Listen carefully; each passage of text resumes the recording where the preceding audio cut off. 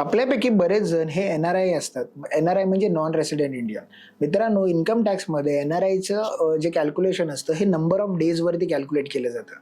तुम्ही जर एका पर्टिक्युलर वर्षामध्ये 180 दिवसापेक्षा जास्त जर इंडियामध्ये राहिला, तर तुम्ही रेसिडेंट होता किंवा 180 दिवसापेक्षा जास्त तुम्ही बाहेर राहिला, तर तुम्ही NRI म्हणून डिक्लेअर केलं जातं.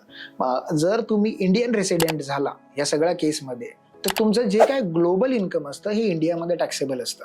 त्यामुळे जर तुम्ही अशा काही ग्लोबल म्हणजे जर तुम्ही US मध्ये, दुबईमध्ये या कुठल्याही कंट्रीमध्ये जर तुम्ही इन्कम अर्न करत असाल, पण तुमचं रेसिडेन्शियल स्टेटस हे इंडियामध्ये रेसिडेंट म्हणून डिक्लेअर झाला, तर तुम्हाला ग्लोबल इन्कमवरती पण टॅक्स देणं गरजेचं आहे.